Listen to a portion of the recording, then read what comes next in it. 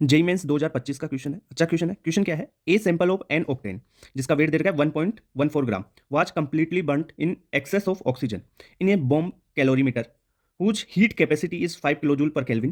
As a result of combustion reaction, the temperature of calorimeter is increased by 5 Kelvin. यानी delta T दे रखा है 5.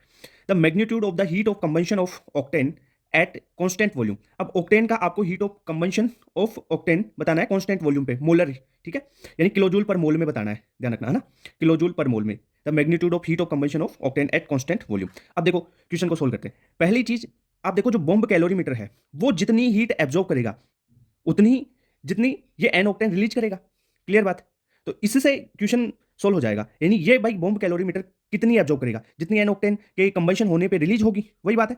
तो अगर अपन calorimeter की हीट एब्जॉर्ब निकालें तो क्या होगा, सी इंटू डेल्टा टी से निकाल सकते हैं. सी यानी हीट कैपेसिटी कितनी देर की है, 5 किलो जूल पर केल्विन, ठीक है, इंटू डेल्टा टी. देखो इंक्रीज बाई 5 केल्विन, टेम्परेचर 5 देर का है, यानी 25 किलो जूल आपका आ गया कैलोरी, बॉम्ब कैलोरीमीटर की जो हीट एब्जॉर्ब है. यही हीट होगी किसकी, release, heat release by an octane, यही होगी.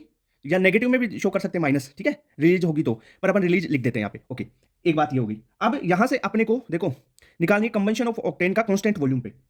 एक चीज और, मोल निकालो भाई, यही तो ग्राम दे रखा है ना, तो मोल में कैलकुलेशन कर लेते हैं इसकी. तो ऑक्टेन, ऑक्टेन के मोल निकालो, मोल आ जाएंगे वेट बटा मोलर मास से. कितना है वेट, 1.14, और ऑक्टेन का मोलर मास कितना होता है, 114, ठीक है.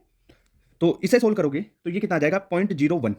ओके, इतनी बात क्लियर. अब यहां से मोल आ गए, अब तुम निकाल सकते हो मोलर हीट, ठीक है, मोलर कांस्टेंट वॉल्यूम पे.